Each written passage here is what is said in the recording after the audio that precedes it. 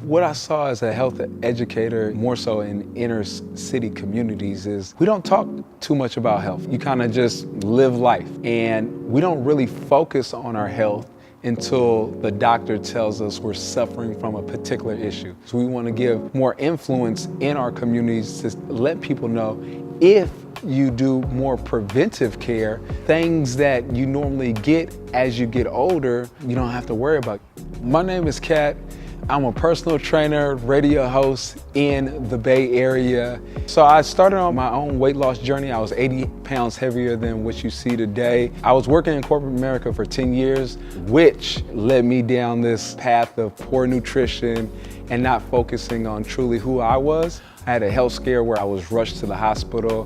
What they thought was a heart attack wasn't a heart attack, but they couldn't tell me what was going on. I realized that I had to get away from this corporate America that I was working in. So I left that, became a trainer, and been training almost 3.5 years. I became vegan, just a simple question. I was actually at the barber shop. One of the barbers that were there asked me a question. He was like, I just became vegan a month ago. He was like, what recommendations do you have for me? I was kind of confused. I was like, vegan? This is probably the second time I've ever heard that word in my life, and I didn't know exactly what he was talking about. And I was upfront with him. I was like, to be honest with you, I don't have any recommendations because I've never done it myself, but tell you what, I'll do some research and I'll get back to you. As I did the research, found out some cool information, I said, let me try it out for myself. So I put myself on this 30-day challenge, and going through that process, what I realized, some of my joint issues that I was having, all that alleviated, but more so from a spiritual side. I didn't realize how much of the energy that we absorb from the animals, not understanding that these animals that are suffering and going through all this trauma, a lot of that energy is in the meat that we eat. And people that are suffering from depression, anxiety, those things that doctors told me couldn't be cured besides taking a pill, was actually cured by eliminating the meat and the dairy that was in my diet. So after those 30 days, I never looked back.